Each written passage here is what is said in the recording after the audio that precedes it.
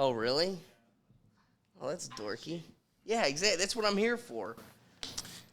Makes sense. Look at the world, yo. That's wild. You ready for this thing, my brother? Yes, sir. I love it. Welcome to Channel 9 News Today.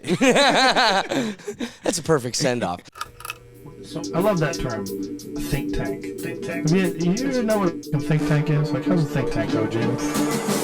Yeah, they got cancel culture nowadays. You gotta watch what you say. It's getting real scary out here. Yeah, I don't think so.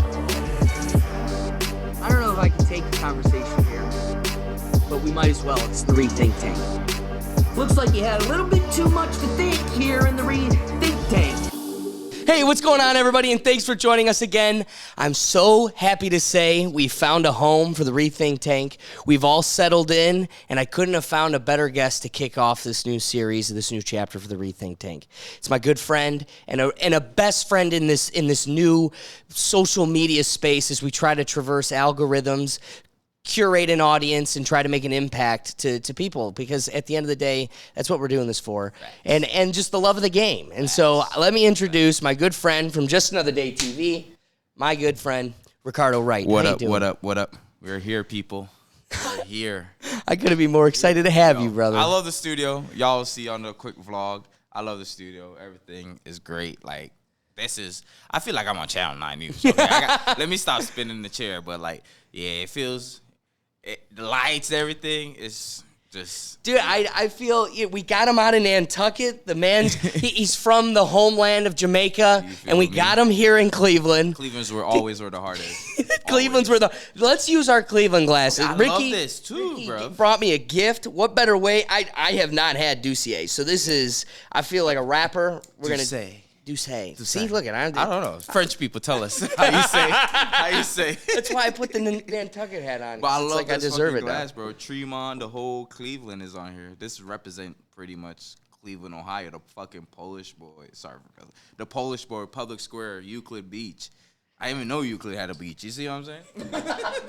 I laugh because there's girls that work for us in our office, in our clerk's office, and they're like, "Oh, I'm going to the beach today," and you're always like, "It's not a beach, man. It's a lake. It ain't no beach." I even know. But I don't got the heart to crush them with it. I do be crushing people and say Cleveland don't have no beaches. Ohio don't have no beaches. Okay. Ohio don't have no beaches. All right, brother. Cheers to Rethink. Thank you for the gifts. I should have. Now I wish I had a gift.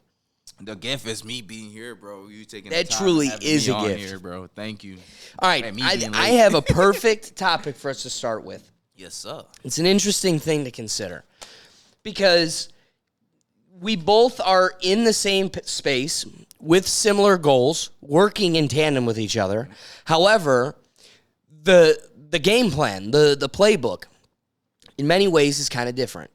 And so I'm curious. I want to ask you this because you've taken on the baton of really making yourself known in the live space, right? Yeah. So on TikTok, I get people coming up to me all the time that they love watching us on Instagram when we go live. So you've really taken over the live space. But here's what's interesting. I recognize that my video will do better if I go on live on TikTok. It'll push it out more. It has more success. So TikTok in and of itself has incentivized us to go live. It's also really the only place for a creator to make money on that platform. That doesn't exist on Instagram. You can't make money on Instagram, but TikTok, you can get tips. It's easier on TikTok to make money on, just if that's your goal, to make money on TikTok. It's way easier because one transaction is automatically yours, and after a certain threshold, you can deposit it in your account. But like on Instagram, you have to literally already have the followers, right, to buy badges and stuff like that. So people can buy. But again, badges. They're subscribing to your content. It's like a monthly fee. It's a lot, dude. I could pay 25 cents to have sunglasses put on your face while you're doing your live, so it's fun. it's cheaper, and I can do it today. I could not do it again for another 6 months. But for you to make money on Instagram, it's like you subscribe to me, you either take a part of the subscription or the badges, the whole thing. Yeah.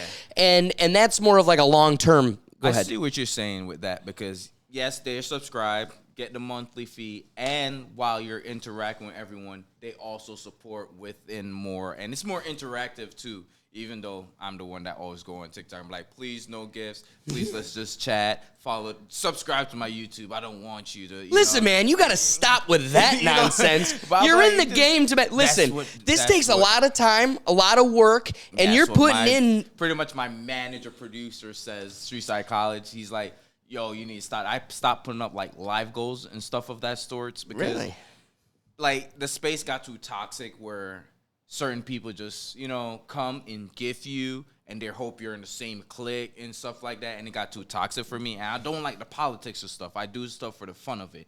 And when it start getting too toxic, I just go in my lane and I cut out the bad and stick to. So I cut out the gifting, the goals. And I was like, just subscribe. If you want me to keep coming on, just subscribe. And you don't have to. And people still do give gifts, but it doesn't. Really. But see, here's what's interesting. You talk about like, okay, you don't want to pressure people into giving in, but also like you're saying, the space has gotten toxic. What makes I want to have this turn so it looks sharper, But also, what makes the space look toxic or become that type of way, to me, outsider looking in, seems to be that TikTok has sold you the fool's dream with live. Not you, the general you, us, has sold us the fool's dream that you can get famous, not on the backbone of good content, but live, if you just sell yourself to us, which is what? I want you on camera for hours at a time doing whatever. You've got kids that are just walking. Do you know how many lives I come across of people just walking amusement parks? Yep. So there is a whole audience of people that are just tuning in to watch other people have fun doing fun things. The biggest thing I heard is TikTok is the new Google. Boom. People don't use Google anymore for anything. They just go to TikTok, type it in. Someone's going to come up, explain it, or the place and stuff like that. And imagine if you could sit George Orwell down and say, people will be spending $2,000 for the government camera to be in their hand, and they'll take it everywhere. They'll turn it on because the government's giving them social and financial incentives to do that. Yep. So what it seems like is it's kind of that carrot at the end of the stick or the candy trail to the evil witch's house. It's like this nice little trail of dopamine and little success. I'm not curating an audience of 40,000, 100,000 people that I can truly capitalize on other platforms. It's most of them are bots. Most of them are faceless, nameless accounts, trolls, and So what has me logging in? Well, I got like 5 or 6. And guess what? Those add up, so I'm going to keep coming. And that also incentivizes me to do it more often. And before you know it, you've become trapped. So let's talk about the first topic here. Are you familiar with like people like Daniel Larson or World of T-Shirts? Daniel Larson. These are really weird, like almost they're autistic kids that are they're being turned into human dancing seals for the internet. And their lives are being exploited. They're getting themselves into legal trouble. You're watching this Josh kid, World of T-Shirts, develop an alcohol problem, and everybody's getting a front row seat. Some other guy, some 50 guy in his 50s, comes out of the woodwork and is becoming this kid's caretaker and is like trying to capitalize on some other kid's fame. He's got millions of followers. He's getting money. People, when he goes lives, are giving him money so he can go travel, do all these other things, and we are quite literally getting a front row seat to like these kids spiral. That's never good. Right. That is never good. Like my little brother right now, he wants to stream, but I was with him last night, and he asked his mom, like, "Mom, can you allow me to start live streaming?" You know what I mean? But if it's a healthy place to be, yes. But it's the mindset of him is like, let me go to parent first for permission, and she's gonna make sure he's not doing too much or streaming too long on certain stuff. You know what I mean? Keep him checked and not gonna develop a alcohol problem or trying to sustain him with, oh, here's the juice. You know, this you're better on Twitch with this, so you need more Red Bull every time you go. You know what I mean? So there's healthy way. I never heard these people you're specifically saying because I stay away from toxic stuff on social media. Smart man. Like, my girlfriend watched poly couples, and they're toxic. And she loves it. And she does not know why. She goes back every night. I think there's a human nature to that. We like tragedy. I think there was. Think about this. Before you hearing about the gruesome bear story that like tore up the local village next door actually had a social benefit. Like these types of stories, news actually benefited a world where, you know, we actually had to fear our atmosphere, our environment, and we needed to use these stories as a way to protect ourselves and prepare. Now, I think we're oversaturated. We are exposed to way too much of this because our brain capacity cannot handle all the problems, all the everywhere in the freaking world. We're known every major catastrophe. Like usually it takes a while for your newspaper, like you skip the newspaper today or something, you won't hear about everything in the world bad going on, and they don't show enough of the good. And again, you might not have a World of T-shirts or a Daniel Larson on your algorithm. But there's going to be another one, and it goes to show how there's many of these like the cases. Faces I see on my TikTok algorithms, like a lot of Jamaican content creators, and you have these certain ones that's like really like dress up in clown outfits and go outside for the content and hot dog outfits, you know, for the content. I get it. But, like, how much are you going to, like, lose, like, you know, stretch out of your norm to capitalize on the social media? How much is it worth for your morals or, like, how about this, though? People going to see you? It's sad. It's there forever. You want to be able to just set up a lemonade stand and be like, I got something good. I got ideas. I got good conversation, strong content. I'm going to continue to evolve and continue to grow. Just post up shop and hope for the best. But what you come to realize is we are so overexposed to all this crazy stuff. How about this one? Do you know or recognize the name Steve Will Do It? Yeah. All right, I probably had to bleep out his name, but it's an old Vine kid that became a YouTuber, and so look at him. Start off with a cinnamon challenge, but now he's banned from YouTube. But it started with a cinnamon challenge. I remember, this is the crazy narrative I have about that kid. I remember in college, Vine is the hottest thing for a solid 2 years. It just like was a flash in a pan. 6 seconds. 6-second videos, and it was the hottest thing. So you have this Steve Will Do It kid, and he is chugging alcohol, full liters.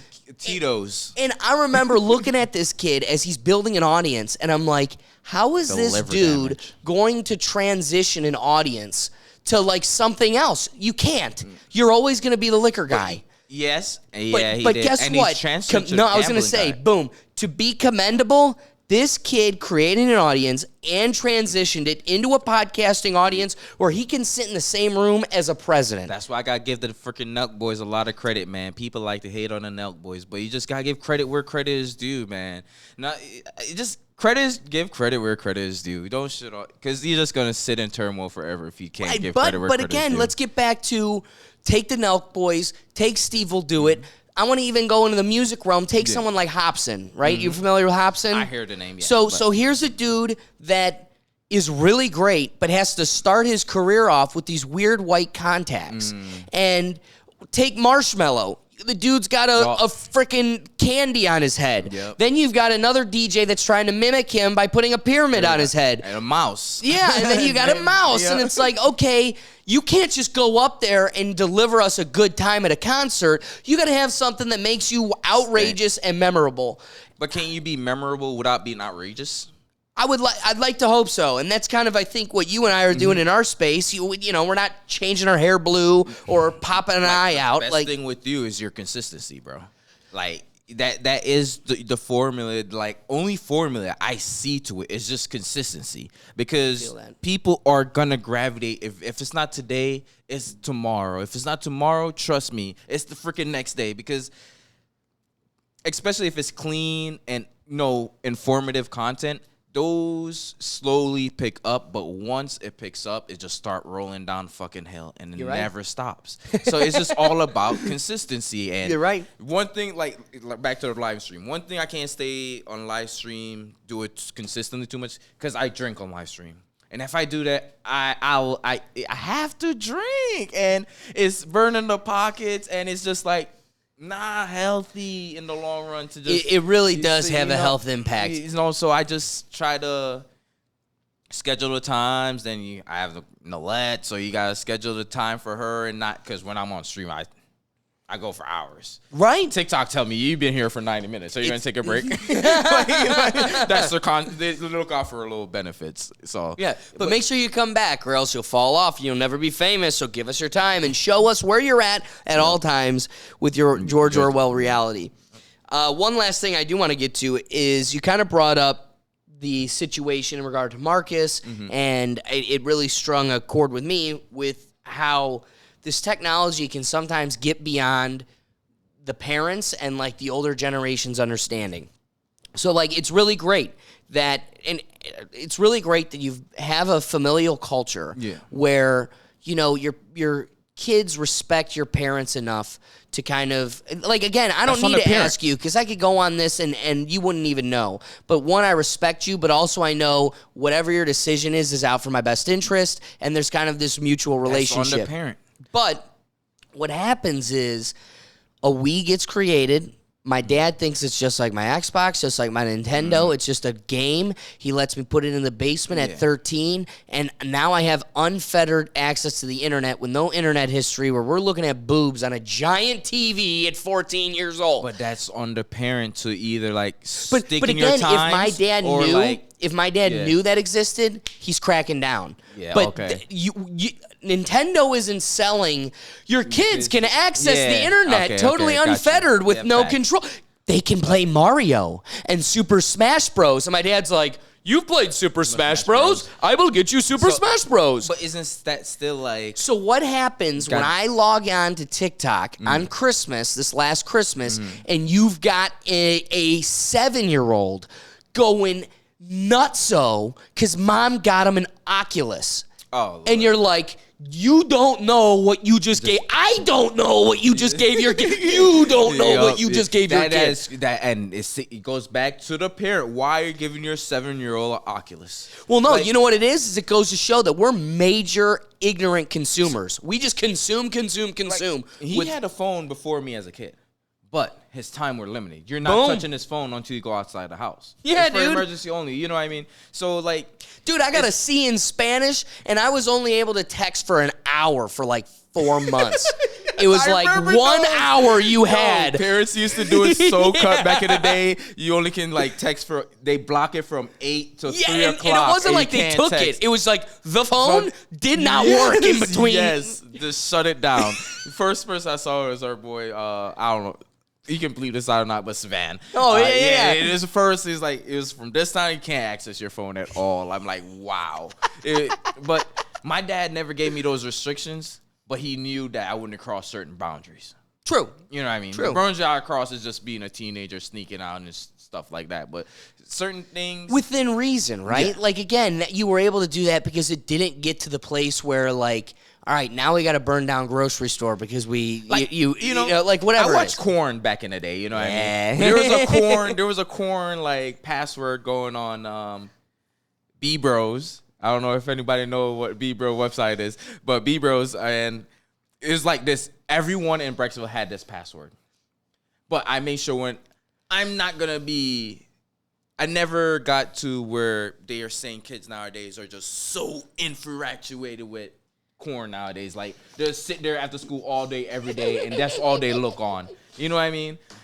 Just wait It's until like- you can plug into an Oculus and you've got a digital girlfriend that like loves you, talks to you. You have a relationship you spend all day. There, bro. How can you not see that there's a world out there? You may be stuck in your phone, but for everyone, kids, most of the younger people, there is a world out there that is way beyond your screen. That's way more fulfilling and way more enlightening. But dude, that world is gonna get totally consumed by this next chapter.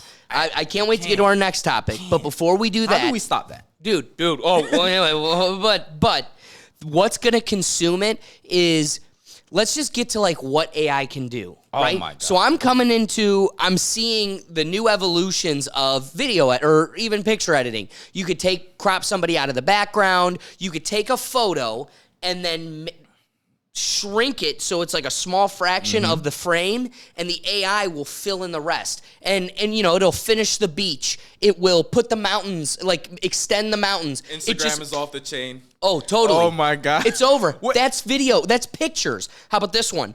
We had a buddy who just moved to Texas. Yeah. Unlike me, he's not a big social guy on social media. He very, very rarely posts a picture. The last picture he had was from like 2 years ago. So you got this guy that never posts, and he surely has no videos. We come across his Instagram story, and the story is him. It is him with the same voice, accent, diction, lisps, all the things, and he's going, hey, me and so-and-so we made all this money on this Bitcoin situation. Go follow this link, and you could get all the money, and it's this huge thing. And I'm looking at this thing like, this is so unlike him. This is not Latch. Yeah, like... And so I go and I ask our buddy, what's going on here? He goes, don't worry about it. That's not him. And because I can't get a hold of him.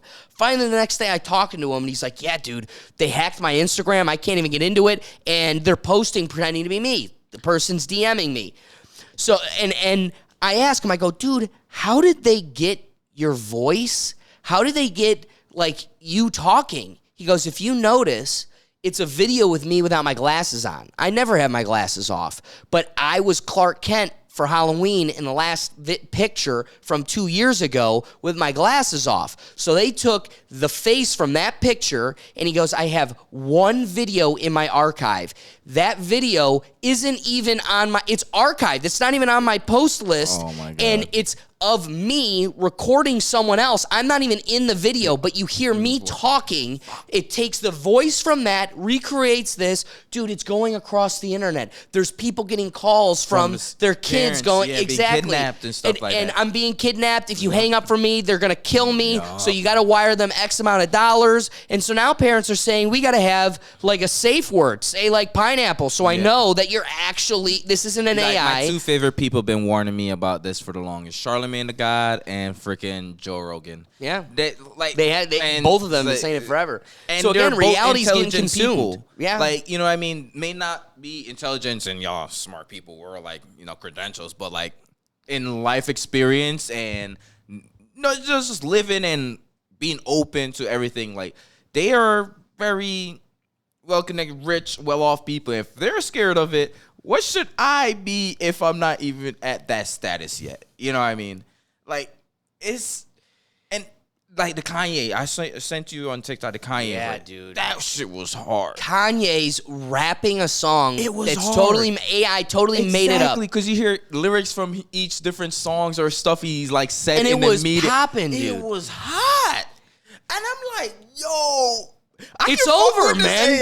It's over. Did Kanye approve it? Yeah. Did Kanye approve it? But how about this? It's got Kanye's voice, but I'm the guy that put it together with the AI. I put the prompt in. Yep. I'm the one. So who owns this? Okay, so for some artist that's in front of it, do you know Elon Musk's wife's ex-girlfriend name? She's ahead of her this. name's Grimes. Yes, she's ahead of this, and she is telling people, you can create with my voice with AI, and you own 50% of the royalties and everything, if it gets big enough. She's doing that now because she could still make money off of it. Yep. My belief is this is going to get so out of hand, it's going to evolve so much that copyright as we know it is going to be totally bottomed out. If you want, go check out I did a piece, So Here's Where I'm At, when Ed Sheeran got sued. Yep. And again, the law behind it all, it really flushes out to it was enforceable and measurable in a world where it could only be disseminated on CDs, it could only come from one source, and a computer couldn't make infinite opportunities with it. It's over. So let's get to the next. This is a great topic. I love that you brought up Ms. Grimes. We're talking about technology taking us over. Here we go. All right. Elon Musk. The FDA just approved Musk's brain chip company, Neuralink, to launch its first human clinical studies. That's going to be crazy. The world that we know, as we know it has totally changed. Here's one little piece to keep it on balance with. Musk's girlfriend and mother of 2 children, Grimes, just one word, has gone against his company, Neuralink, by promoting a different brain-computer interface group called Neurosity. Their BCI offers a non-invasive headset. It kind of fits over them like an Oculus, with an onboard computer as strong as a MacBook Air, and uses machine learning to program commands from your mind. While initially it was thought that BCI chips must be surgically implanted in our heads, their technology, combined with rapid advancements of AI, is starting to wake people up to the fact that you can connect BCIs like the Neurosity Crown to ChatGPT to enhance its capabilities and awaken our collective consciousness about what is possible with these technologies. Neuralink will certainly help patients with paralysis in somewhat of a different market than Neurosity, who is targeting video game programmers. But where will the BCI industry, wherever that industry is headed, is over the next couple months is anyone's guess. So we've got there's 2 competing perspectives on what these brain-computer interfaces should look like. And ironically, Grimes, who's the mother of Musk's kids, is looking at a different company, the competitor. His Lex Luthor. Yeah, straight up. Straight up. But which one would you choose? Oh my God, no one's going in my brain. Exactly. I love he's like, look at the pig can draw. We put a chip in the pig and the pig can draw. You don't need to go in my brain to make me survive, stay out, all right? You ain't going to my brain. Grimes, I'm messing with you. And that's what I'm saying. Listen, we've known forever that you've seen in movies, you've seen in clinical trials by the CIA, but by big agencies where they have those nets that go over your head with tons of sensors. We have the capability of straight up reading a brain directly. The sound waves and everything, yep. Exactly. So clearly there's a way of doing it without it being intrusive. I also think there's a science to our brain and our, psychological capabilities that we're totally ignorant to because we don't know we don't have the ability to measure it now. But what's cool is AI, ChatGPT, stepping in and filling in the gaps. How much can we trust AI though to fill in gaps? Oh my God, gaps we don't know really about. Here's what's crazy. Are they leading us to this I think the best way to live this life with AI is for it to function as Google did. Okay. Right? So making access to information super quick, compiling information. We've left the age of information and now we're entering the age of curation. There's so much information. What's going to be the most effective way to curate that? But the problem is with these AIs and why you don't want them to have total control or you don't want them to control the total perspective. The lens is only through them for the reason that the programmers, the ones that create that lens. So if they want to say capitalism is bad, they're going to create a program that peddles that and manipulates the data and the perspective, the reality for that. So, but everyone is coming out on AI, right? Even the creators of AI are just retiring, signing the resignation, and just saying, we need to stop. Right. What are they seeing that we're not seeing? Well, how about this? Another perspective that I got recently that really kind of changed my thing. I've been the giant alarmist that's like, look at this. Elon Musk, who's been the tip of the spear, is saying we need to stop. We need to halt this development immediately. You have the father of AI that worked for Google, that whistle blew and quit, that's coming out and saying, yay, this thing's sentient and it's asking for an attorney. It won't let us turn it off. We should be alarmed. All right, so, okay, definitely it's need asking for an attorney? Yeah, the consciousness says I'm an entity that deserves rights just like humans do, and I want representation at that. So here's kind of the perspective I've taken on. I heard this, and it kind of resonated with me. when it comes to AI, you can get Elon Musk to stop. You can get Google to stop. Sure, maybe, whatever. America can intervene, stop? whatever. But it ain't going to stop, right? Russia's going to continue to do it. China's going to continue to do it. So the reality is the development of this can't stop. It's just got to be done appropriately and carefully. The scary thing is, though, what does that look like? I was listening to the guy that presented this argument, and he goes, hey, listen, man, I'm cool with it. Keep developing it. I just want an off switch. You got to be able to pour water on it. He's like, as long as I can pour water on it, it's true. But this thing isn't like an Xbox where it's like one learns controlled faster. computer. This thing has its tentacles, its roots in everything. So it's like Ultron. I was just about to say like Ultron. You could kill it and it's elsewhere. So the real scary part is for it to reach its maximum power, you got to be able to plug it into the everything. Yeah. But also, the moment you plug it into the everything, you've made it unkillable. So, yeah. Do you think AI of China, AI of Russia is going to compete against AI of America? Totally. And they're going to, like, just lead us to our own destruction like we all I see in wouldn't the be Armageddon surprised shit. if we're already experiencing a lot of that, right? Like, I think these Russian This bots... is right down your alley. I'm sorry to cut you off. Please. Election year. AI is coming up. No, AI is out here. Election year. How is these gonna... Let's look at our comment how do we about trust? deep fakes. I'm bringing up Yup. my buddy with his video and stuff. I think right now you've got a bunch of thinkers and talkers like us that are kind of seeing the iceberg ahead, and we're gonna hit it. And it's like, hey guys, the iceberg's coming, and everybody's kind of like, nah, it's a nice cruise. Shut up and enjoy the weather. But I do think what's going to be the iceberg where we have to confront this. We're forced to actually acknowledge the problem. It's going to be the election. You're going to have Trump saying crazy stuff. You're going to have Biden doing nuts. It's going to, DeSantis. and we won't be able to know what's real and what's fake to the point where we're going to have to assume all of it's fake. Dude, I looked at the judge that I work with. You could see it's the generational difference. I look at her and I go, what are we going to do when this comes? What are we going to do when this thing comes to head? And, in the court of law, one of the biggest pieces of evidence is video evidence. It's one of the most heavily relied upon pieces of evidence, but it's going to become one of the most difficult things to evaluate as real or legitimate. When she looked at me and said, You she just goes, give a lot of criminals a lot of well, you know idea." what? We've got FBI software that can, check the metadata and determine if this is real or not.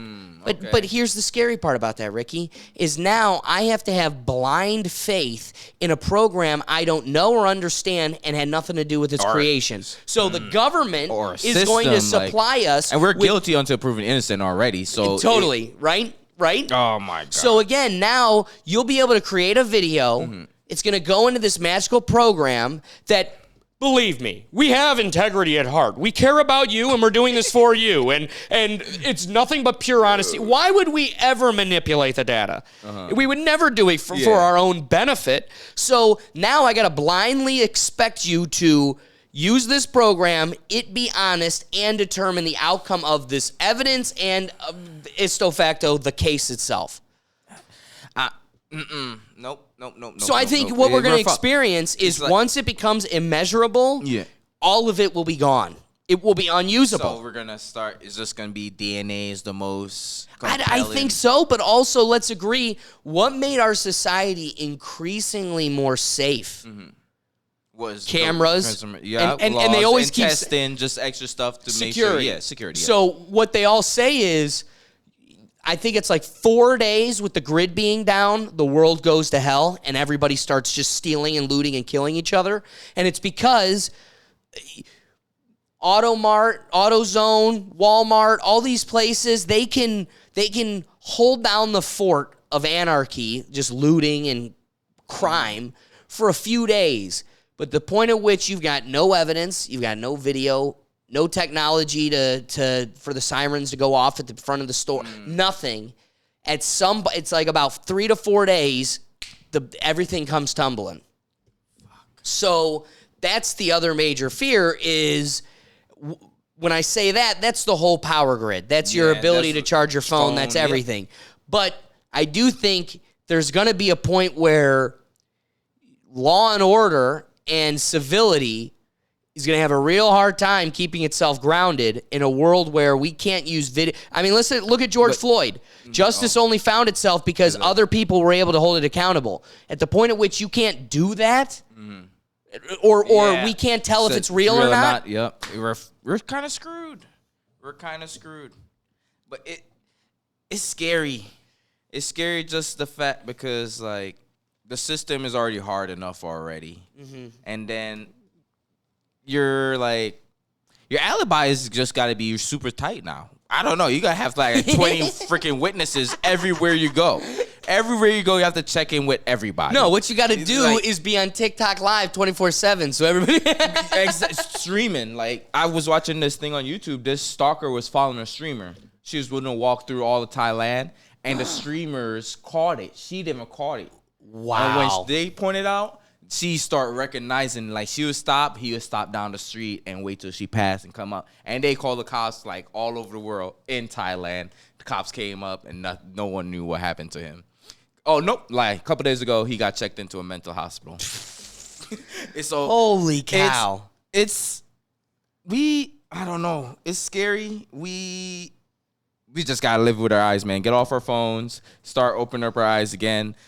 Focus on these AI. This AI it's just progressing too fast. All right, so we went down the road of AI. Let's bring it back to the Neuralink. Right. The brain capacity, brain interface computers.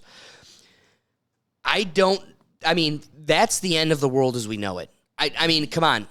Here's what's going to happen, and you've heard this conversation because you've quoted Joe Rogan and Charlemagne. But what you're going to see is, first let's make the first comment, then I'll ask you the question. But the comment is this. You have this chip that can plug you into the human hive and enhance your capabilities beyond the ceiling of a human to the nth degree. Imagine just you go into the hospital, they take you to a back room, you come back, do like 2 days of rehab, and you are magically more brilliant than Albert Einstein ever was. What was that movie? The guy was paralyzed, and they gave him the thing, and he was controlling, then he did the code, and the AI took over his body. Y'all drop in the comments. Man. Really? Yes. That is wild. And the AI went back and let him kill the creator. Whoa. Because the creator was already started stopping him. Y'all have to know this movie. Nope, it's not iRobot. It's not iRobot. No, that's a classic. That was alright. That's You're young blood. You don't know nothing about that. It's a classic. But I don't know. But what a wild concept. Yeah. Like, again, I don't want to get in the way of a guy with paralysis and their ability to reintroduce themselves to society. I'm all for that. The technology is so dangerous. We don't know when it might Here's what's going to happen, dude. You're going to have a fractured society where you have these super high-functioning, almost alien-like humans that will surpass. Like, if I handle that power?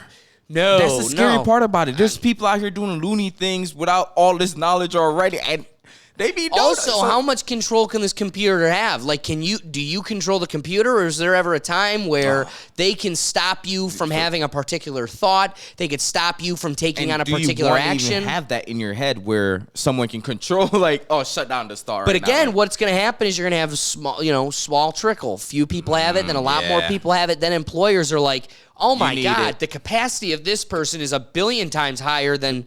Because it's already in the hand. Right, yeah, exactly. Pay for it, open your doors. But why would I pay the same amount as an employer? Why would I pay the same amount for some layman that doesn't have the chip versus some supercomputer that can take on like 3 different jobs, like 3 persons' jobs at once? Okay, yeah. So then now you don't have job opportunities. Now you don't have the ability to pay pay for food and feed your family. At some point you go, I have to do this. I have to take the next step just to stay relevant in existence, or I'm going to be one of those rat people that obsolete, forgotten by society, exiled, and this leads me to my question.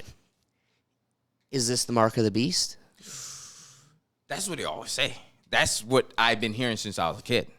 The more technology stuff or like experimental stuff that happened in the world, they'll be like, yo, this been happening. I'm not the most biblical or Bible person. I grew up going to church, but don't hold me on to hold my faith. But like, they be saying a lot of this technology stuff is like slowly taking over. The first AI generated thing that we saw that blew up was the evolution of human, and you see how that it went like sentient, like devilish, like scary. So if once we lose our right as people to control our own self, it's the mark of the beast. Like anything that hinder your whole morals and your own like perspective to live freely and willingly, it's not good. It's the devil's work. It's the devil's work. That's all I'm just gonna leave. It's the devil's work, because the point of being human and being alive is to make free will choices. I'm not saying everyone's gonna make a good free will choice or make the same decisions. You're supposed to have the same moral compass as you, but that is part of being human. It lets you know if you're going to go left or right based off your own moral compass. And if you lose that shit or EMP go off and fry your chip, like, what the freak? That's it too, That's dude. too risky. How do you know that thing can't be hijacked? What happens? Risky. What Like your happens if cars. it gets fried? They hijacking cars. Dude, do you remember a day where you used to be able to take a magnet across your computer screen and you'd break blank. the computer? What happens if I just took a put it- magnet and you're like, Glitch out. Yeah, Glitch dude. out, bro. And he never thinks that he's a sociopath now. Yeah, like, he dude. doesn't. And how do you try a person like that? or he's a vegetable. How do you fry that too? What happened? Okay. Like, if something Let's just say fries it. Elon Musk does 10 chips in 10 people. Yeah. One of them comes out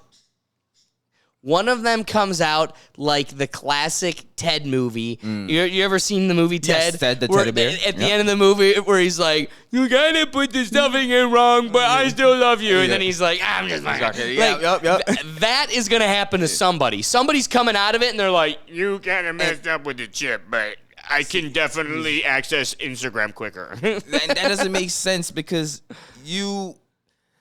everyone stay who you are, man. You don't need anything. It's something to implant in you to make you better. You don't need. It was never made to access that part. Then I'm also that's curious. what made people gifted. Like certain people have certain mind gonna say. capacity. You know what I mean? Certain people don't, and that's what makes us individual. If we're all on the same wavelength, how are we gonna stand apart? How are we gonna the next TikTok star? How are you gonna blow up if you're like everybody else? You know, you got. So I think you're scratching on something that's very interesting. You want to, so again, there's some people that are more gifted than others, but even those that aren't also brings some other new perspective, and it also, we all complement each other in its own way. But there's an acknowledgement that some people have more gifted talents and capabilities than others. It's true. My question for you is this. In a technology like this, where we put a chip in your brain, it gives you higher capacity. Is there a ceiling to it? This is the philosophical Should be. question. If I'm like somebody that is a stronger speaker or a quicker thinker, if I put in that chip, am I able to make these connections quicker? Am I able to curate this information in a stronger capacity? Or is it kind of like a slap all where it's just like you get it and you have access You to have infinity? the Lucy.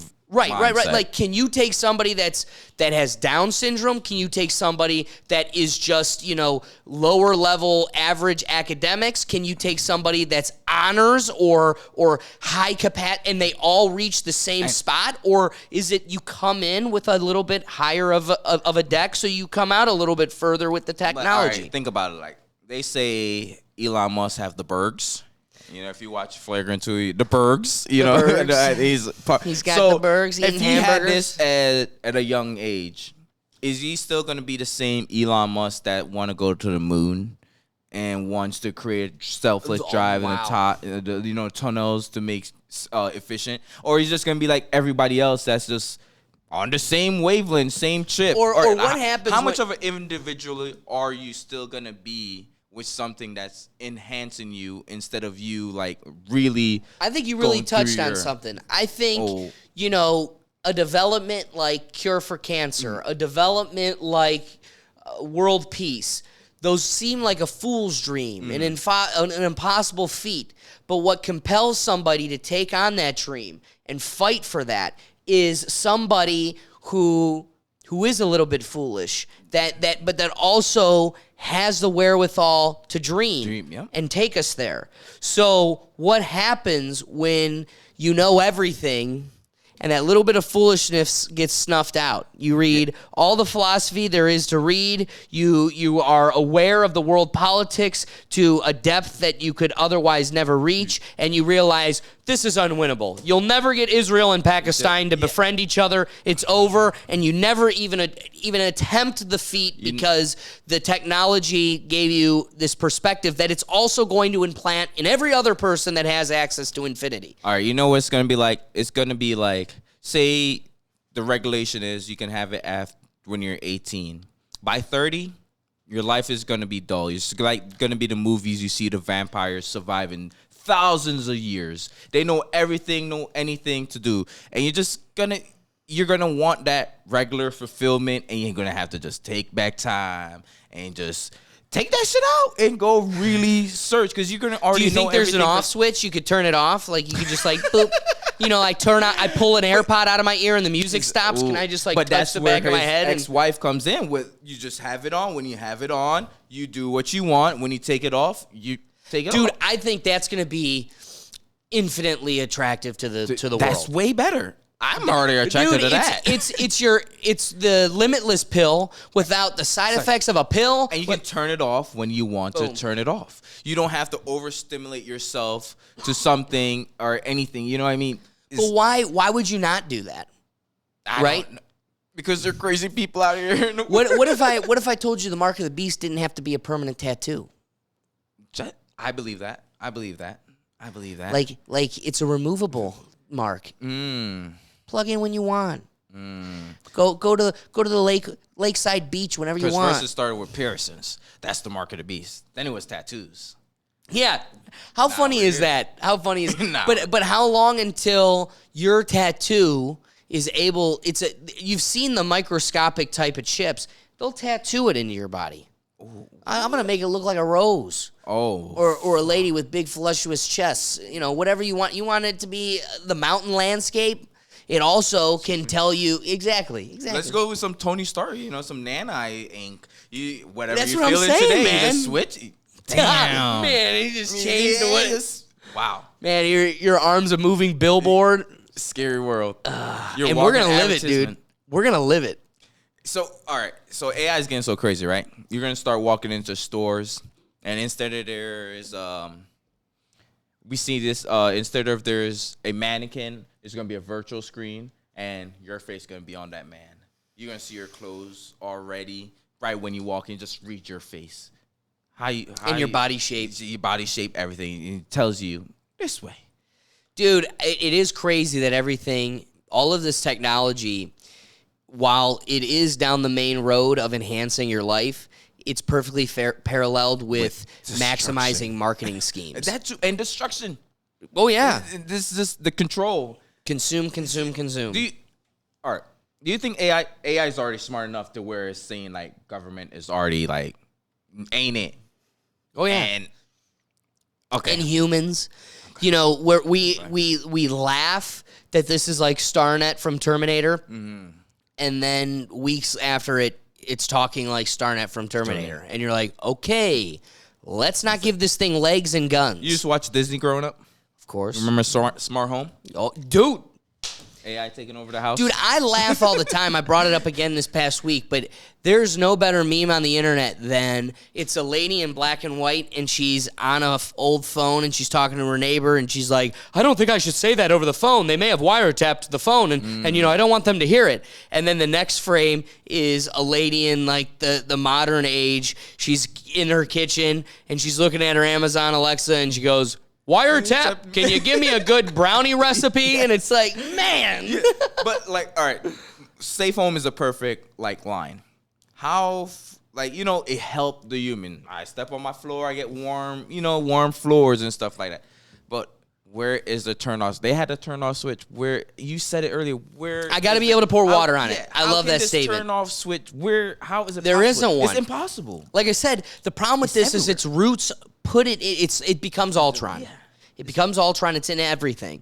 So It's gonna be in your soundboard for God's sake. And It- you it's plug straight it up. in a mic and then it connects to have you ever watched the movie? It's with Shia LaBeouf and it's like Eagle Eye or something. Yep, And yep. he can't His go brother anywhere. died. Yep. This is what I'm talking about. Yep. Like Eagle Eye is the movie. It or is the life we're living right now. Facts. Everywhere this dude went, some guy is following him. He's able to know where he goes, where he's at. He's like, how is this A dude reflection. exactly? Boom, boom. And it's this guy is hacking into Mm-hmm. every camera and able to follow him on this rat race across the country to come to find out that it's the government's supercomputer AI And the pretending government to didn't be even this know. villain following him, but it was just a computer that was able to government- tap into every And the piece of government technology. didn't even know. Yeah, exactly. Everybody's in the shenanigans. Oh man, It's a scary world. It's All a right, wild world. I got another question for you. So you brought up the statement about regulation, and you were kind of proposing like, well,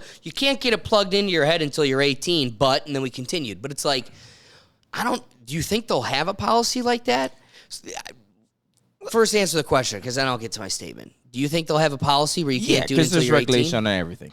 And I'd if like he had to to think wait so. for the FDA, you gonna, spend a little bucks. What's interesting is this conversation, clearly the line is blurred between this plug-in tech that enhances these BCIs, the brain enhancement computers, Yeah. and AI, and they kind of merge with each other. It's kind of like this infinite technology that or this infinite plug into the information of the world combined with supercomputer gives us all these opportunities. Here's where, a Rethink Solutions that I did with John in New York, and we did this on AI raising children.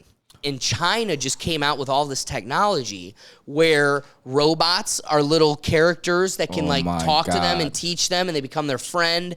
And they have all this technology. They'll put a band on that'll for show school. when they're thinking outside of the realm of what they're supposed to. Learning, yep. And if they get fleeting thoughts, they get reprimanded. If they look away from their exam or they get distracted, they get reprimanded. And so they're using this technology to build stronger students. And like I heard Joe Rogan admit, he's like, this, of course, is going to work. You're going to make superhumans, but you're also going to lose the creative individuality that makes these kids who they are. You're going to make computer kids. So look at, you might not find it in all places where you have this put in children in the ages of under 18. Yeah. But you're going to have the philosophy from a China, from another foreign country, a Europe that's trying to be a player in the economic or the world arena again. They'll go, yeah, but if we put this in our kids in the developmental stages at like 8, they become even greater. So, like, that incentive is But going by to be there. 18, that kid is just going to know all, and he's going to search for more. And there's not so much more on earth you can really search for. Like, you're going to have all the Interesting knowledge. That's what I point. was saying. By 18 to 30, you're going to know so much. What else are you going to really fulfill for? Like, you're So just going to let be me a ask you zombie. this. Or like, So there's people in this world that aren't on the pursuit of becoming some brilliant person. Okay. Right? They're contentious. They're content with just being, average Yeah. or even below average. Like, Okay. hey, listen, man, I know fishing and I know trucks and I love my life. ain't nothing wrong with that. Ain't nothing wrong with that. I love that. So my question is, do you believe when you finally get plugged into the everything, Yeah. does it innately create that drive in anyone to become like, I need the more, I need the more? See, Then you okay. hit the ceiling and you realize there is no more. Do you? Does But this- we're human. We're going to always want right. more. So the question is, does it lead to It's just- a bigger mental health problem to where I need more, I can't get more, I kill myself. Does this lead to it a may place lead where to the next generations that makes us colonize Mars? right? I just literally thought about That would be sweet. At the end of the Wait, day, all the it's- chip people, in a perfect world, Yeah. all the chip people that don't like all of us Yeah. non-chip people, they're able to build a spaceship, you're leave, gonna and build leave us? and then we'll stay Stay. here. We'll be the rock people. I will happily pound rock down here. they're gonna want more, and you cannot find the fulfillment through knowledge. knowledge is great. Knowledge is a key to success. Knowledge is power. Knowledge is power. What people with knowledge know that like outside, there's other things outside of just learning. Sure. You gotta be able to implement stuff in real world and everyday life. Like you can't just learning your whole life and not putting something toward what you're learning for. What's the point? You're studying to be a doctor till you're 60. What's the point? It doesn't make sense. So what is all this learning you're doing, and what is it going to fulfill in you? And so that's my question. So let's just say you take a regular, I just like fishing in trucks. You take that guy, you plug a chip in his head. He now becomes part supercomputer. I believe the nature of the human, now you've awakened a fire that wasn't there otherwise, and now he becomes exactly how you described. He wants more. He keeps growing, wants more. I got to believe, so that goes back to what I was bringing up earlier. Right. But is his ceiling of most, the maximum, is it the same as your straight A honor student? He gets the chip. I imagine there's a ceiling. It's like that all that you can know. When I was a kid, I used to have this philosophical concept of the God computer. Mm-hmm. I always thought it'd be so cool that I would love to go to a God computer and go, how many individual French fries have I eaten in my existence? And it would go, you fatty, you ate a gajillion. Or whatever it is. Like, how many times did I say I love you to my mom? And it just goes boop, and it gives you the God computer. It knows everything that's unmeasurable unless you could be in another dimension looking in. Right? This gives you that access. Okay. You can that metaphor I brought up. It goes to Black Mirror, when you can remember everything and learn everything. The history one, and like where you could record in your eyes. Record with your eyes, but they still was learning through it, and the AI was helping them in their everyday life. Yep, like that guy had everything perfect.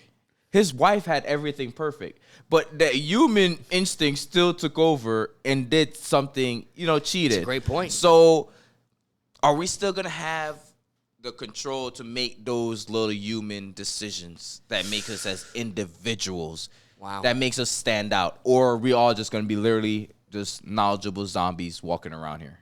That's what I think it inevitably becomes. Knowledgeable zombies. What is the interesting factor of that in life? Like, what do we must be the goal, to go colonize Mars if we're just trying to be the best knowledge we can and not implement it with something. Because at the end of the day, I do think the fool's dream, stop pollution and world hunger with it. If that, I don't know, but the chimp pounding rocks all the way to the Roman in a robe, to the Mongol, to the lamp carriers in Europe, to now computer people in a global world. Yeah. I do agree that I imagine there's an evolution where it inevitably leads to, we got to become intergalactic. We got to be able to move. We got to be able to expand. I don't know. Here's the deal. But is that the point there, why they're creating these Neuralinks? So I don't know because if it's the point. Elon think we're stupid enough, or is it because of the... he definitely thinks we're stupid. For the people that's less fortunate as everyday able-bodied, is I think we as humans, again, what separates us from nature, separates us from animals, is we look at the less fortunate, the weaker, those that need help, and we innately want to help them. We want to bring them with us. We want to find medicines, technological advancements, whatever we can do to bring them sick, penicillin come a long way. Exactly. Yes. So I could imagine this becomes a technology that really enhances our ability to raise up the weaker links. I don't know if it inevitable or it naturally is the goal. All right, this takes us to Mars, or that's why we're doing this. We have too many stupid people, and that's the only way for us to get there. But I just think that's a natural evolution of what we're doing. Okay. We're making computers, but then again, dude, there's this weird thing where it's why did we only go to the moon once? Why did we destroy all the equipment afterwards? And we got better technology now. Why we ain't back there? That's That's what I'm told, but we can't recreate it. There's some really weird stuff. And there's been talks that NASA's going to do a moon landing part 2. And it's listen, I beg that you do that. Please put this stuff to rest. No, we won't believe it. AI, deepfake. Yeah, but for real though, man. We won't believe it. Conspiracy theory is gonna be way more crazier now.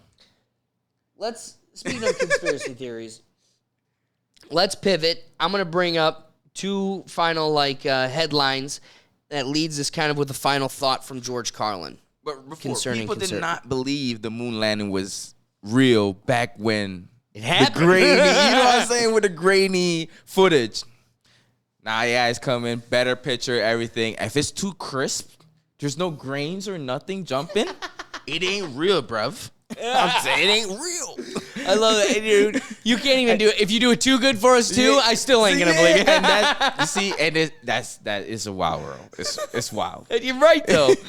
All right, so let's move on to, have you seen Senator Dianne Feinstein? No. All right, so this lady, half of her face is just like dead. I know that's a crude way of putting it, but I'm gonna get to that. But so the headline is Senator Dianne Feinstein back from an absence of several months while she was battling shingles. Okay. It's looking like the picture of health. She was interviewed by a Benjamin Orsekes of the Los Angeles Times, and she appears to have no memory whatsoever of being away for 3 months. All right, listen to this interview. AI. All right. She just got an AI transplant, y'all. This is gonna blow your mind. And first off, yeah, dude. All right, let me. Yo, she looked like Michael Jackson. All right, you ready to listen to this? Like 1,000 times worse. So I'm gonna have it placed better in the video, but. Yeah. What has the response from your colleagues been like? What have the well wishes? What have you heard? What have I heard about what? About your return. How have they felt about your No, return? I haven't been gone. Okay. You should follow me. I haven't been gone. I've been working. You've been working from home, is what you're saying? No, I've been here. I've been voting. Please, either no or don't know. As you heard, the senator seemed unaware. She'd been absent for 3 months. She looked like she working into a casket. What's with? So she wasn't walking, right? She was wheelchairing. She's being pushed around in a wheelchair. What's with these senators from California that look like the keeper of the crypt, barely alive? Too much sun. I don't know, too much sun. But it goes back to what we said 2 years ago on our improv live, bro. Too much sun. There should be an age limit on these politicians. Dude, totally, man. Because you're kind of out of touch. After a certain while, you're a little bit out of touch. What did we talk about? Listen, if you can't stay on touch with a Wii, you ain't going to be staying on touch with legality when it comes to an Oculus. And especially if, you have to be pushed around. You're not going to be staying awake for a whole lecture, a whole sitting for a bill, or, you know what I mean? You got to take potty breaks. Listen, man, I'm speaking in crude terms, but literally half your face is totally dead. Just drooped, gone. And that's my problem is you've got Mark Zuckerberg in front of a congression of people, and we love Ruth Bader Ginsburg, but in her decrepit final days, she's sitting there like, what is a like? And it's like, lady, we're well beyond that. You finally get to interview Mark Zuckerberg, one of the most powerful people in the world, controlling foreign elections, and you're talking about what likes are. It's like, lady, I want to talk about his algorithm. We're well beyond. No, she's probably a smart woman, you know what I mean, in her prime. In her heyday, when there was no chips in our brain. You know what I mean? So, but to ask what is a like, I like you, bruh. You know what I mean? If you someone want to be stupid, she probably don't even know what algorithm is. That's what I'm saying. So we can't even get to the third or fourth or fifth layer of this deep political conversation because you're still at the surface. What's the age? I feel like the age limit should be from literally 30 to 65, retirement age. I would agree with that, considering if you're going to tell me there's an age limit to where I can't do it too early, then there's got to be because of 18. Capacity. If capacity is you have to be X years old to do it. I'll say 18. then you got to be your capacity. We got to agree your capacity declines at a certain and I don't want you being phased out when your capacity is in question. I want you phased out well before that when you're at your peak. And other people around you are also aware forced of shit going around. You're aware of your surroundings. You're aware of like the culture around you, the everyday American life. You know what I mean? But so if you're at a certain point, a certain age, you're gonna be worrying about running to the bathroom each. Right. Dude, you know dude. what I mean? Like, the best I'm joke. young and I don't mean that. to crash a guy's great party, but we went and saw Shane Gillis live. He had the best joke ever. Okay. Best Joe Biden joke was, I gotta get up for this one. Our best friend. He goes. Joe Biden is like a Roomba. Every time he finishes his speech, just. Yeah, wall. It's a wall in a wall. The dude, and is he's a true. Roomba, man. The best, if y'all don't know, just type in Easter Joe Biden wall. That's the perfect one. You see the security goes like this. He's like, dude, I love they got an FBI agent in the Easter Bunny costume. He's like, get away. They're asking you real questions. It's scary. I don't know. They're never gonna pass because there's too many people way over the age, like 65 that we're saying. But if you can go into the military, you should be able to be in the politics. Listen, it wouldn't be the Rethink Tank coming back if I didn't bring up trannies somewhere. Oh, so let's go. I love this. I gotta say, this is the crux of my trans position. I'm gonna lean on this always, and this is truly how I feel. I was on a panel in a debate with 3 other trans people. None of them were able to address this point for me. Okay. I go, totally aside from the trans conversation. I'm not trans, but I'm a very open-minded person like Alex. I'm glad you gave that caveat because the audience was curious this whole time, but I'm glad we ironed that out for everybody. Don't let the ponytail fool you. You know what I mean? Chill out, you know? My girl might whoop y'all, you know what I mean? Chill out. Exactly, yeah, I want to mess with Ricky. So if I asked them, I go, so totally aside from the trans conversation, just in like a policymaker legal consideration conversation, not even thinking about trans people yet, would you agree with why, I'm going to use the word grape, why there is statutory grape, right? Yeah. So there's just grape, right? Yeah, it's a crime. And it means that you did something beyond the person's will. Yep. Okay. Then statutory grape is, even if this person consents and wants to, it is beyond their capacity to consent. The legal basis, there is a policy basis based on biology that the frontal lobes are not developed enough, and based on science, this person's brain does not have the capacity to consent. Okay.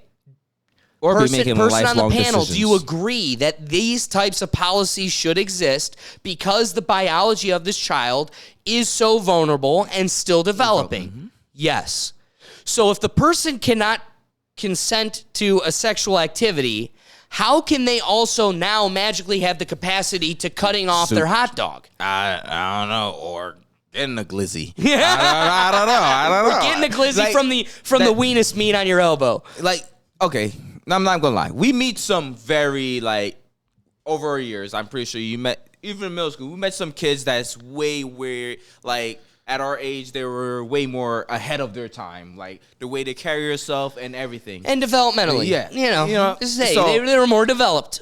But I'm pretty sure they don't know how long they have on this earth. Like, we're not thinking, we're thinking graduation. We're thinking college graduation. We're thinking in increments. At that age, ain't no way I was thinking when I was 30.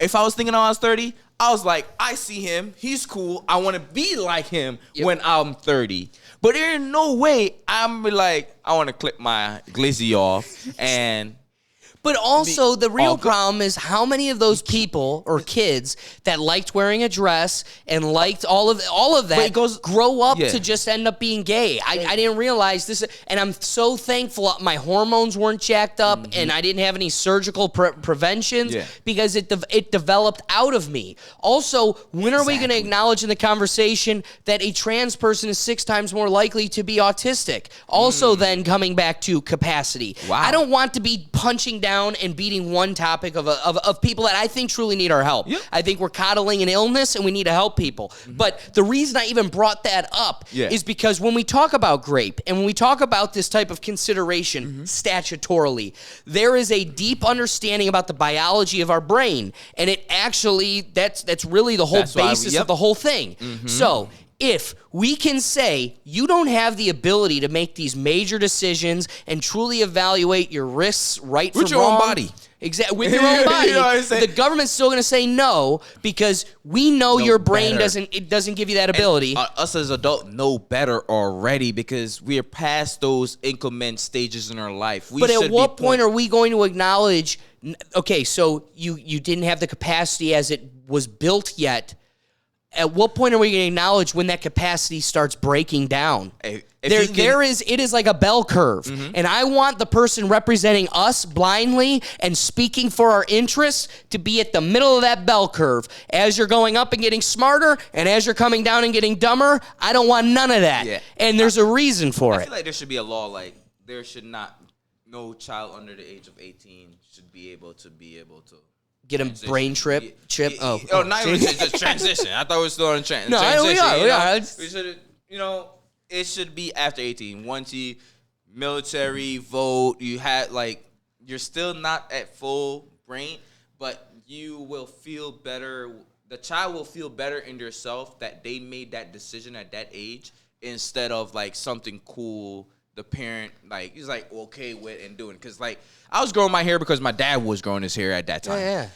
Once I was 18, so you know what I mean? Yeah. I made that own decision on my own and it felt better. It wouldn't have felt right. No, I cut it because he was cutting it and I regretted it. So at 18, I start growing it back and it felt better growing it because he didn't tell me to start growing it and I didn't cut it because, like we did in the past. So let's not snip my hair as a reference, snip them when they're that age. Let's wait till they're 18 and let them make that decision because they will feel better morally and long-termly better instead of 18 and seeing new friends and living life experience, living in the world and start feeling being treated different because of a decision your parent helped you made at a younger age. You're going to start a little seed of resentment and a little anger and goes to the mental. Your mental is going to decline. Not everyone, but there's a lot out here. Dude, totally. The exception don't make the rule. So. And what are we going to do, bringing it back, what do you do when the person that makes decisions for your freedom, your life, your day-to-day, looks like they made a wax figure of her and then left it outside in the sun and half of it's melting? And it goes back to you and me has to start pushing no one really think about the age limit thing. There needs to be an age limit for these politics. There needs to be age limits. Don't forget when Ted Cruz is the only one representing us that says, my job needs to be limited. I want term limits. He's the only one calling for term limits. For a while, yep. So again, you got somebody like Nancy Pelosi. She's making millions by just bending us over a barrel and taking advantage of the market, the stock market. So the government's been compromised. Our representatives have been compromised. You've got old heads. Nancy Pelosi was there when Kennedy was elected. So it's she was. There's a picture of her in the White House as he was getting sworn in. So it's lady, you've been around too long, and you're out of touch. You've been through too many things. You've been through the 70s. You've been through the hippies. And this world's moving. It's moving too fast. Exactly. Especially now. We can say that now. Maybe not back in the 90s and stuff. Right. But right now. You're in the past. You can't even catch up. We're in a new world beyond you. Who do you think we can push to start hashtagging? We need age limit. Who's at the right age right now? Buttigieg? Cause he part of the letters. So, I love they looked at this guy and was like, "Listen, step aside. We'll give you some stupid job where you're in charge of the railroads, and you just stay there. You'll catch a check." And we haven't heard nothing about. Well, then the trains start crashing in Ohio, and they're like, "Hey, buddy, we need you. Time to come from the pitcher's box." And he's like, "Wait, I got to do something." Wait, you told me nothing ever had to happen at this job. I heard about Buttigieg since the run-in, man. So again, you've got schmucks that shouldn't be in political positions that are there just because of the political game of step aside so we can succeed and all this other stuff. Again, Nancy Pelosi taking advantage. They're telling other Democrats not to run because they already got Joe Biden. Exactly. That was just like. Dude, look at Bernie Sanders. Tell me you're not spitting in the face of the millions of people that were supporting you when you just bowed out of the race and put up a Satanist criminal like Hillary. Like, you should vote for her. What? They say the black vote is an important vote in America, right? But I tell you, if you have a problem figuring out whether you're for me or Trump, then you ain't black. If y'all following the black democratic right now, Democrats, ain't rocking with our boy, you know what I mean? Joey B, you know what I mean? Ain't rocking with Joey B, you know what I mean? It's like Weekend at Bernie.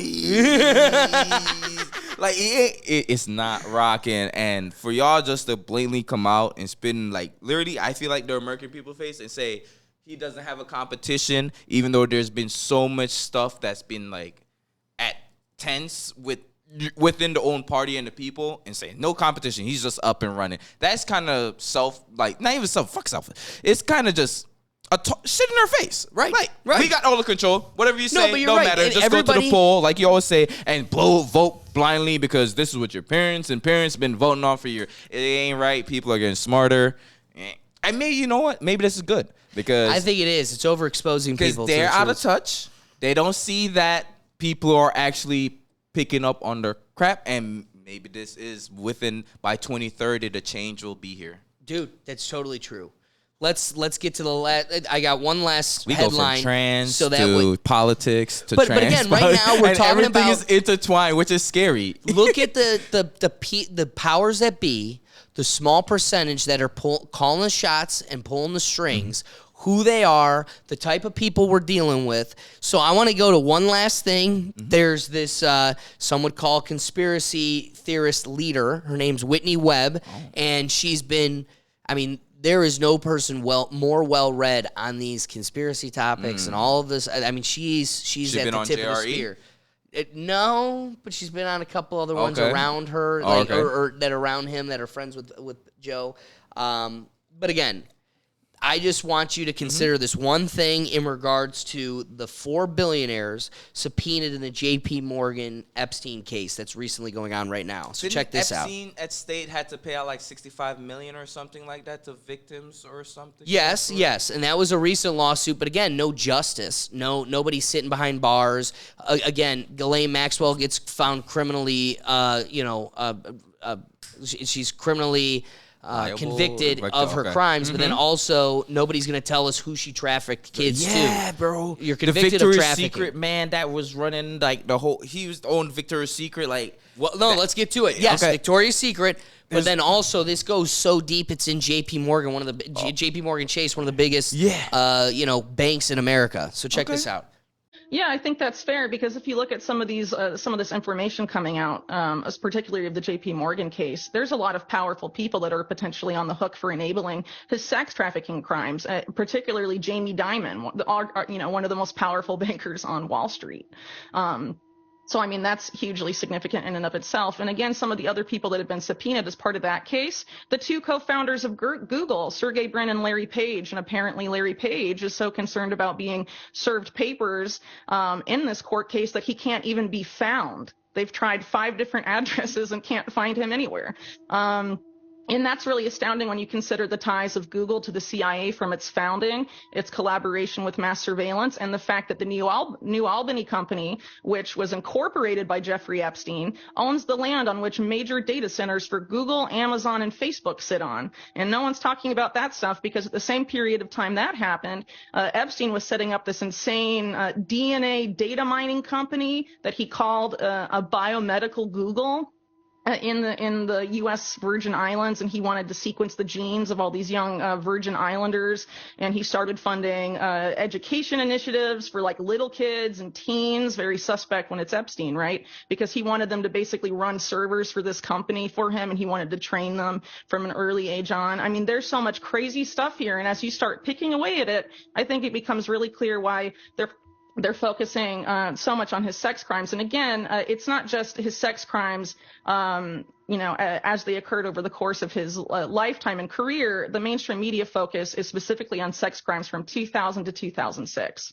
And there's no discussion of what Epstein, very little discussion of what Epstein was doing after he was arrested the first time, and what he was doing around the time he was arrested the second time. Because I think it's fair to say that the Department of Justice of the United States wasn't interested in justice for Epstein victims when they arrested him and, helped cover up his apparent murder in 2019.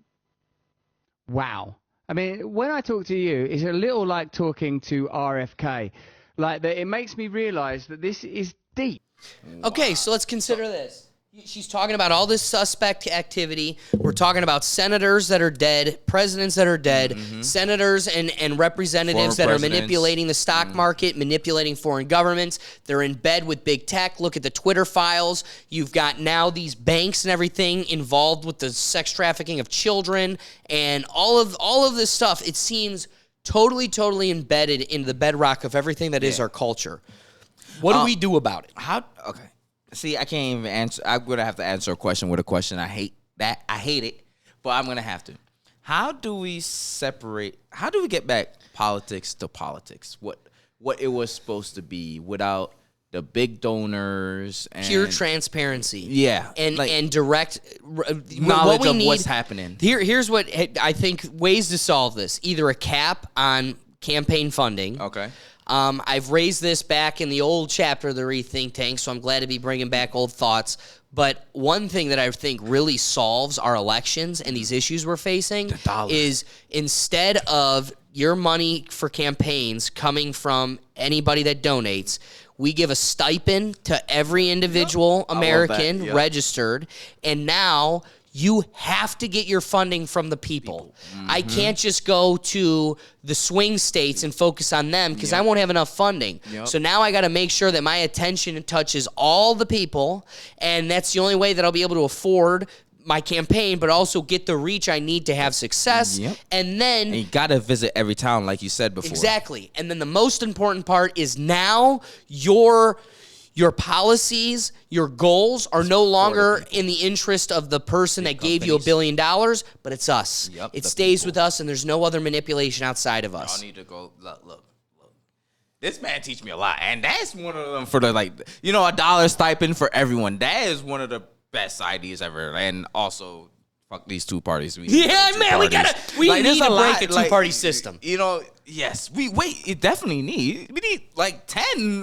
We need just Hunger Games parties. You know what I mean? And we just cut out who we don't like. Get to the cream of the crop. That's what competition beats everything. So that's why they made a system with no competition. You get our two options: deal with it or just watch the show. Yep, very true. And for Epstein, back to the Epstein thing, he was not this million. No one really knows how he got his money, but everyone knows how he got his money.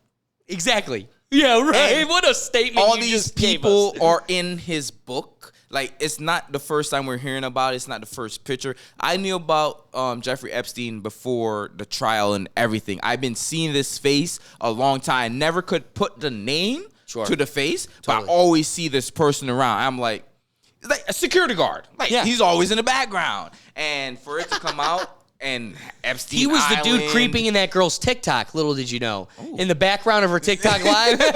probably. Before there was TikTok, he probably was on the MySpace, on the Vines, finding the hot dancers and stuff like that.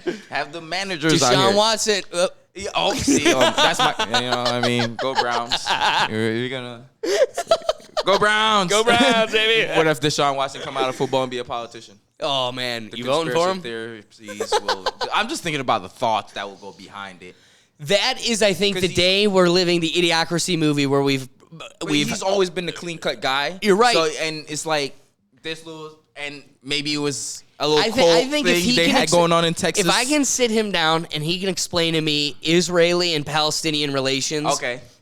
He's got my but vote. But people can learn that over time if you don't have enough concussion. I'd like to hope. Not enough concussion. You'd be all right. You'd be all right. But this Epstein thing, like, it's scary, bro. It's scary of just how much we think we know because we have a cell phone. And then again, when something breaks, you really know that, like, people are really playing with your everyday life. Like, a little decision to send freaking jets to Ukraine could have a fucking detriment factor for everyone, and we, the people, didn't really have a say in it. True. And we need to go back to where people need to go to start thinking as in, like, if I can control my own life, and you think you're in control, but you cannot control it, what's the point of really living a sane life or a peaceful life? Because, like, I think I'm a parent person. Everything's going to go to shit. That's what I think. But I'm trying my best to live the best moral life they can. But just knowing everything's going to go to shit, majority of people are starting waking up and just going to start giving up. And maybe this is where Neuralink goes in and start boosting. They just lay off so many people and just start giving out Neuralink like Obama phones back in the day. And, everybody just Neuralinked up, bro. I don't know. Dude, just like the vaccine, they're going to give you a free That's what I'm saying. cheeseburger if you put it in the back You of your head. When we said the chip with the hand, the employee is not going to hire the person without the chip. The vaccine, they did a little size of the vaccine. You're not going to get hired if you're not. And it's a lot of people had crumbled in the pandemic. And the people that survive out of the bear without getting the vaccine are literally slowly just getting back into working and integrating with, going everywhere. So that's just a little size y'all got, and y'all should be scared because I'm scared. And I live every day paranoid. I love it. I'm going to propose one last perspective. We've got this suspect activity, as Wendy Webb said, that's ingrained in every bit of our culture. I want to introduce George Carlin's his proposed approach to solving this problem. It's pretty extreme, but I want to hear your thoughts. All right? If I had to say to you, what is the answer? I would say massive bloodshed. I really would. I don't really, honestly, deep down believe in political action. I think the system contracts and expands as it wants to. It accommodates these changes. I think the civil rights movement was an accommodation on the part of those who own the country. I think they see where their self-interest lies. They see a certain amount of freedom seems good, an illusion of liberty. Give these people a voting day every year so that they'll have the illusion of meaningless choice that we go like slaves and say, "Joe, I voted." The limits of debate in this country are established before the debate even begins, and everyone else is marginalized or made to seem either to be communists or some sort of disloyal person, a kook, there's a word, and now it's conspiracy. Say they've made that something that should not be even entertained for a minute, that powerful people might get together and have a plan. Doesn't happen. You're a kook. You're a conspiracy buff. So the only way you cure that, death, bloodshed. I don't advocate it, but I see that it's really the only. That goes back to what we always say. The fight is not going to be the fight between race. It's going to be the fight between classes. Totally. You know what I mean? And we've been delusional to all of this. We don't have liberty as it's all an illusion. It's not democracy. It's a representative republic. Our freedom is really limited of what you're really free to do. You need the government approval for everything. So how really free are you? You can't travel without a license. There's certain. But I want to ask you, when did it start? When did this start? Was it when the 1920s before bootlegging, when it's okay, let's see if we can control them, taking away their liquor and how much control. When did this? All right, man. Because there was a here's switch. The thing. Nobody knows that history answer. Nobody knows that answer. What's scary is And I'm that crazy conspiracy person because I've got this. But conspiracy is good. There's some truth in every conspiracy. Conspiracy theorist was a term created by the CIA to dismiss people when they started doubting the Kennedy assassination. So now we've created a term that dismisses people, like George Carlin said. And how are you not?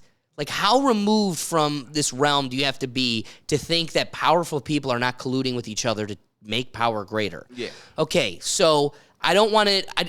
I operate in a world where I entertain theories, but I don't adopt them as reality until it can actually be credited and measured. So because I could say, hey, I've never been in a spaceship and looked at a round globe, so I don't know. Yeah. But I'm also going to operate in a world where we're on a ball, there is a sun that goes around us, because those are the operative facts that make the most sense, that are the most compelling, and have an operative impact on my day-to-day life. Yeah. So because I entertain the possibility of these possible theories, doesn't mean I adopt them, doesn't mean I believe them. Or you're crazy. So one thing is, when you ask, well, where did this start? How did we get here? I think they muck up the conversation and the ability to learn about it for a reason. It makes us, it creates an inability for us to find common ground and actually try to siphon out what happened. Okay, what we know is the people that were brilliant enough to create this country, they either were good-willed from the beginning and they created something amazing that gave us an ability to fight back against the government and hold it accountable.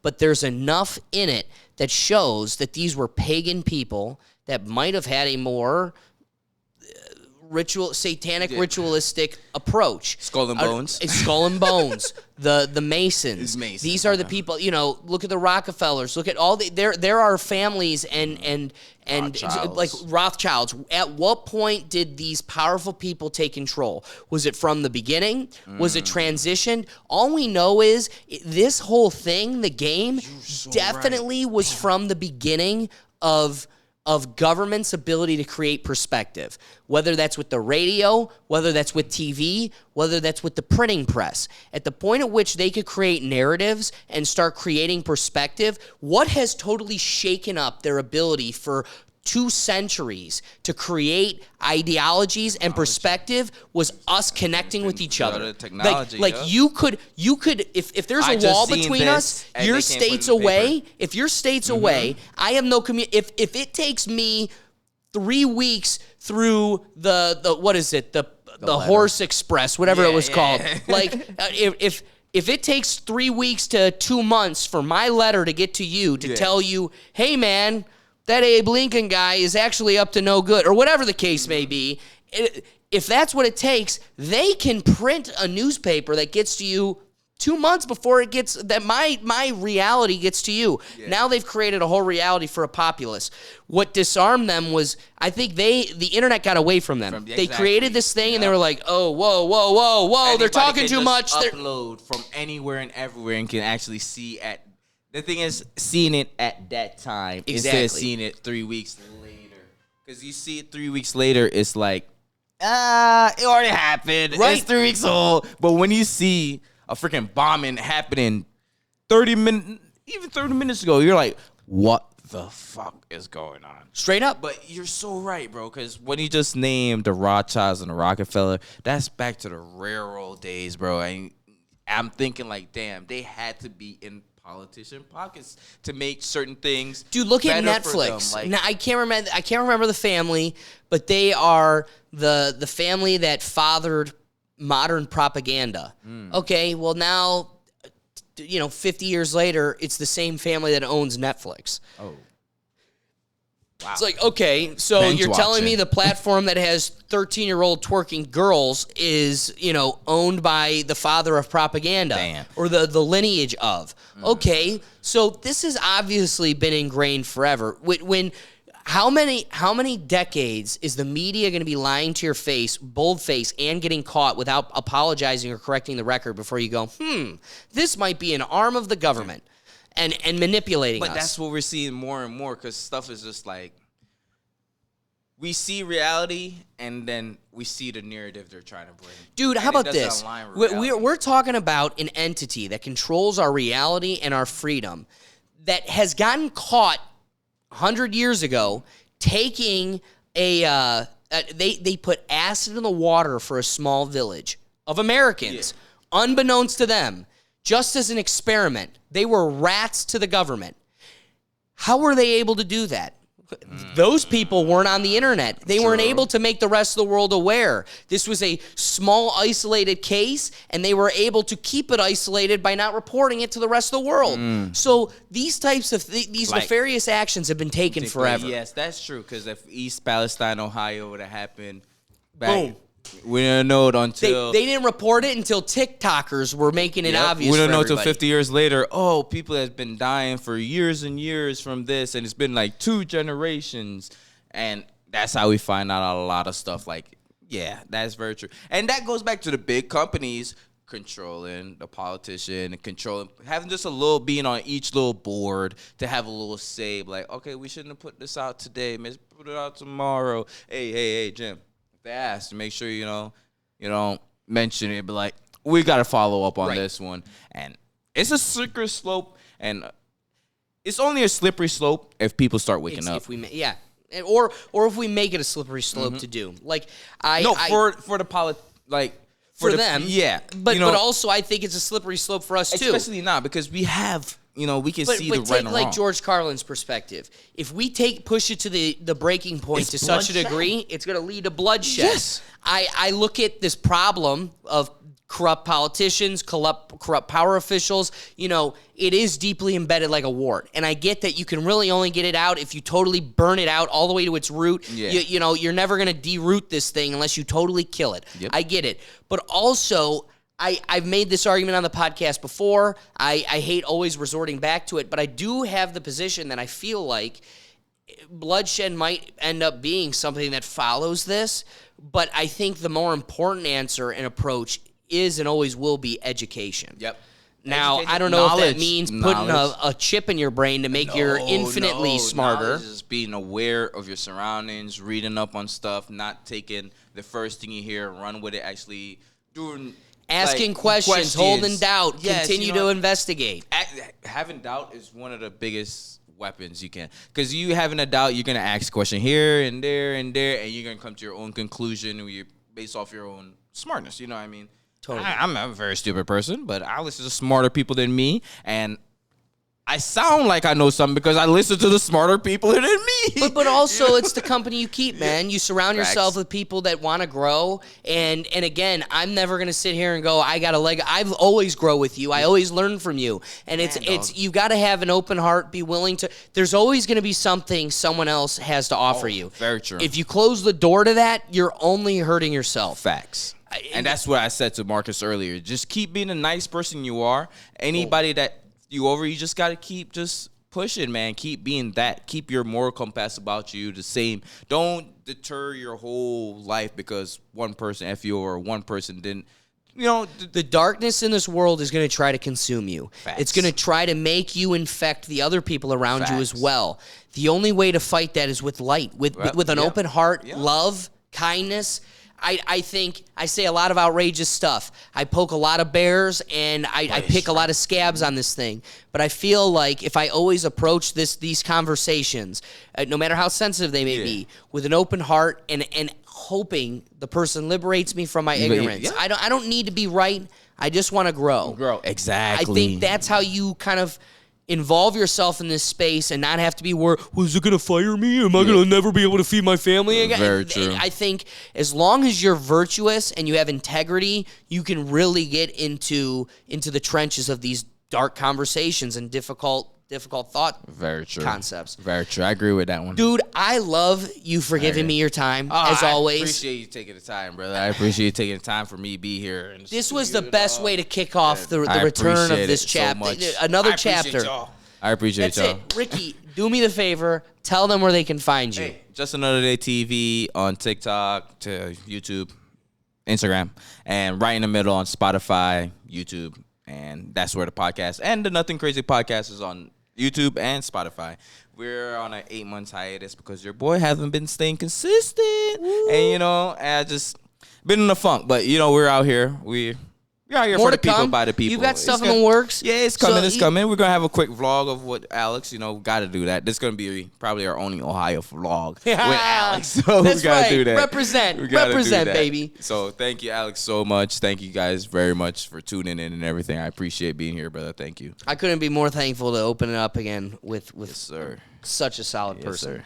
Guys, if we made you laugh, if we made you think, the best thing you could do to support this show is share the episode. We're competing with algorithms and entities that want to suppress us. Literally, the only thing that we ask, this is a free, great time. The only thing we can ask is that you share it with people that I'm sure will enjoy it just as much as you. Guys, just to give you a roadmap of what we're expecting from here on out. We're going to be doing the podcast. I'm hoping to keep it out going every week. We've got our Rethink Solutions that we do every Thursday, but now we're going to be moving them. We got one more coming here soon, but finally we're going to be moving this to a live show. So me and John are going to be doing it live. We'll be able to interact with you guys. I hope you get excited. We want you involved. This is a think tank, a rethink tank of all of us. Oh, yeah. And I want to be checked and brought. I want to bring in as many perspectives as we can. And not only will we be able to engage our audience, but we'll be able to stay more timely and more topical of what's going on at the time. So please be sure to check out Rethink Solutions when they come live to YouTube and across the platforms. Also, Rethink Solutions, aside from that, here's where I'm at, and that's going to be, we got a studio space. I couldn't be happier to have a more permanent home for the Rethink Tank, and we got a lot more coming your way. So, otherwise, guys, you can catch all of our content at our website at www.rethinktankpodcast.com. You can find me on Instagram and all the other platforms at Gergav57. Guys, we're just here to make you laugh, make you think, and have a good time. Sir. I hope whatever you're doing, if you're cruising, you're doing some yard work, the sun's beating on you, or you're just, sitting on the couch enjoying a good convo, I hope we made you laugh. And guys, we'll catch you next time. Hey, peace. Don't forget to rethink. Hey.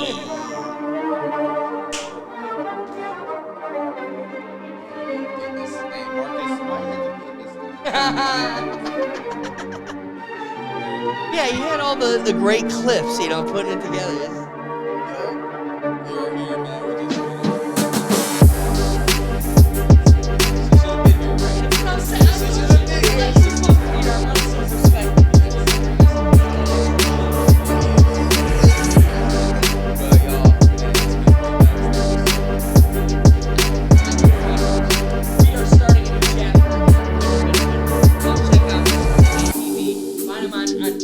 Everything else, I'm a lucky man. Hey, man. Rethink Tank Podcast, man. Y'all see the name right there. Y'all see the